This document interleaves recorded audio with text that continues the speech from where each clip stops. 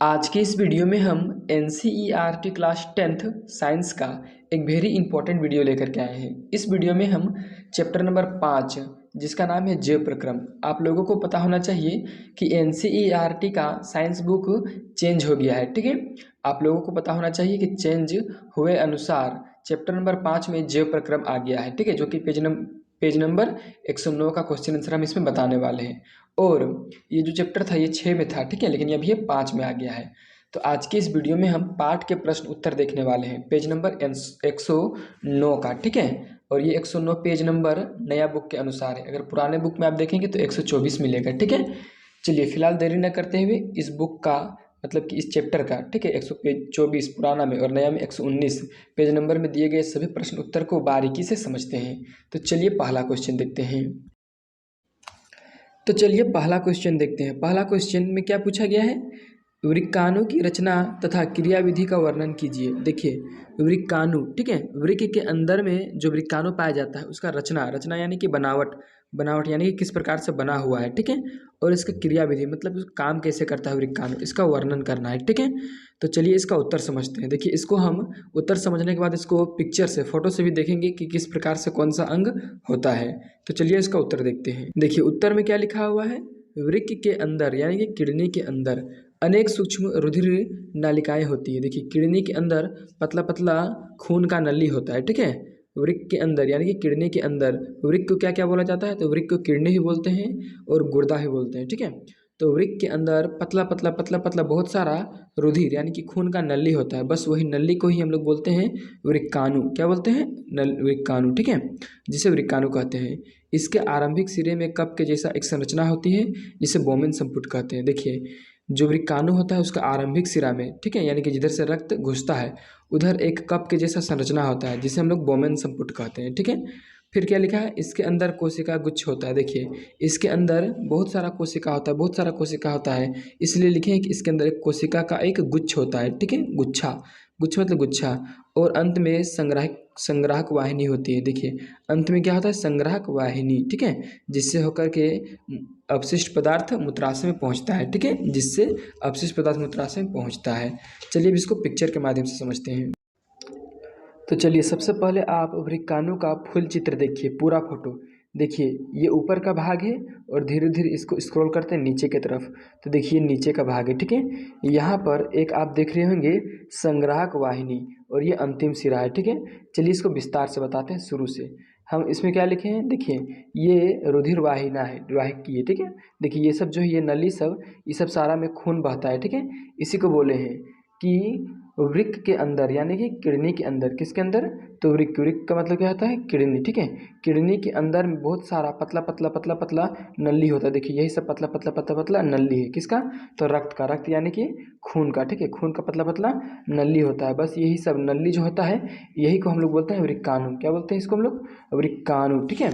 अब देखिए जो वृक्काणु है इसका प्रारंभिक सिरा में ये है प्रारंभिक सिरा, जिससे होकर रक्त अंदर जाएगा, वृक्क की धमनी शाखा जिसको बोलते हैं, ठीक है। तो जो गोल वाला संरचना है इसी को हम लोग बोलते हैं, क्या बोलते हैं इसको, बोमेन संपुट। क्या बोलते हैं, बोमेन संपुट। और गोल वाला के अंदर, इस गोल वाला के अंदर क्या होता है, कोशिका गुच्छ, जिसको ग्लामेरुलस कहते हैं, ठीक है, अंग्रेजी में। इसके अंदर बहुत सारा कोशिका गुच्छ होता है, बहुत सारा, एक नहीं बहुत सारा कोशिका गुच्छ होता है, ठीक है।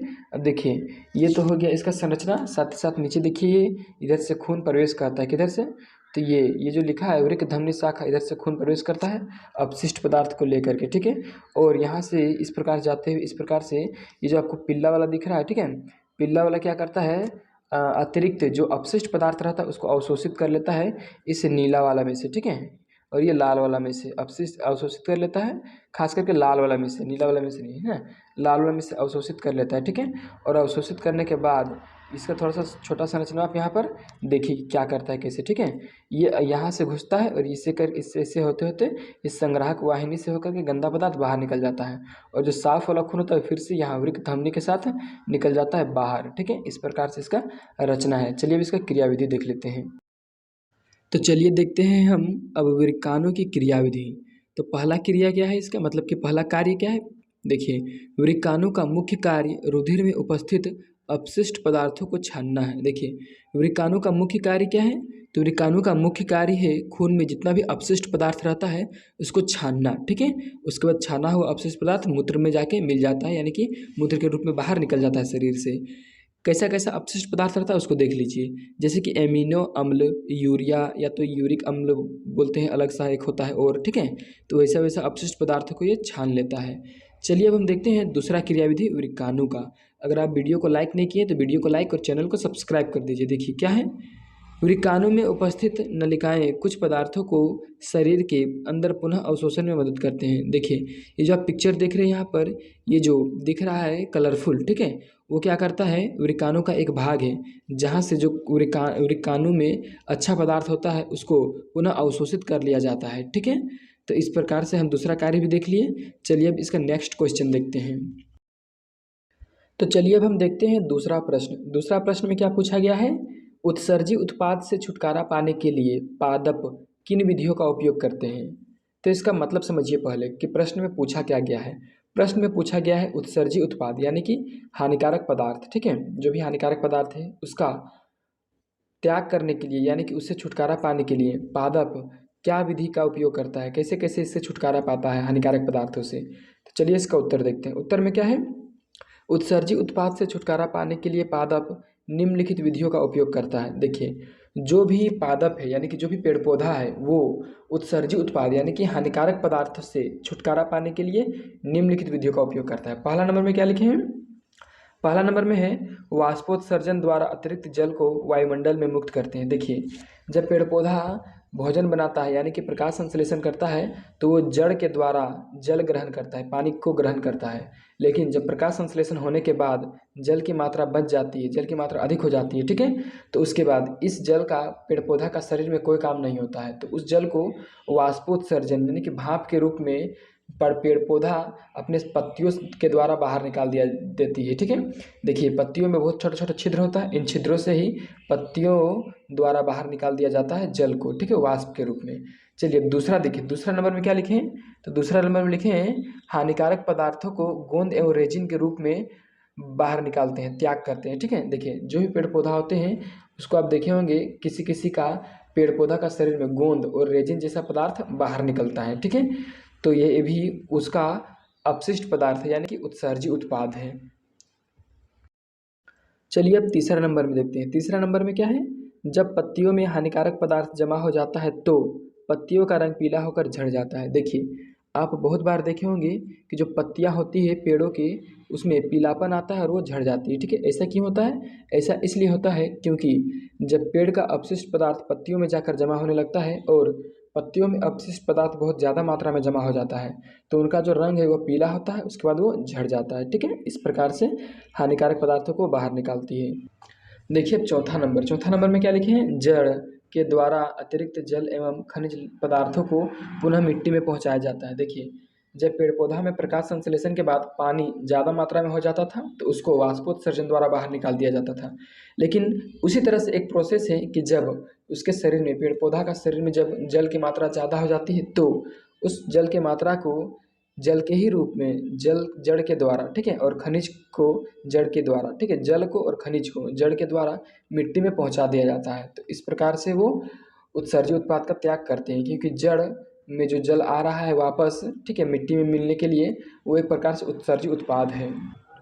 चलिए देखते हैं तीसरा प्रश्न। तीसरा प्रश्न में क्या पूछा गया है, मूत्र बनने की मात्रा का नियमन किस प्रकार होता है। इसका मतलब है हमारा शरीर में मूत्र का निर्माण कितनी मात्रा में होगा, इसका नियमन, इसका निर्धारण कैसे होता है। तो चलिए इसका उत्तर समझते हैं।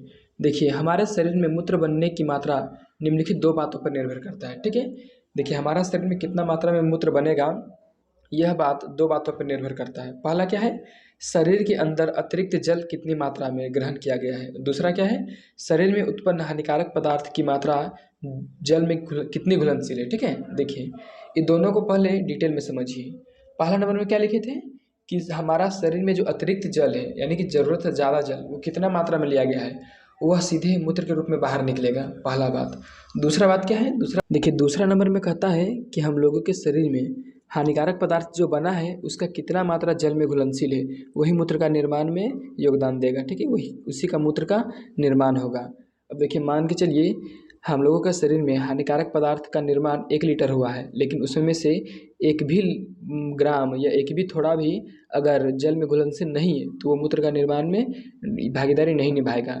और वही अगर 500 ग्राम हमारे शरीर में अपशिष्ट पदार्थ का निर्माण हुआ है और उसमें से 400 ग्राम अगर जल में घुलनशील है तो वो सीधे अपशिष्ट जल में, यानी कि जो गंदा जल हम लोग के शरीर में जमा हुआ था ज़्यादा जल के रूप में, उसमें घुल जाएगा और वो मूत्र के रूप में जमा हो जाएगा। और इस प्रकार से हम 109 पेज नंबर का सभी प्रश्नों का उत्तर बारीकी से समझ गए हैं। और सबसे बड़ा न्यूज़ आपके लिए अभी ये है कि 2024 एग्ज़ाम का तैयारी अब शुरू ही होने वाला है।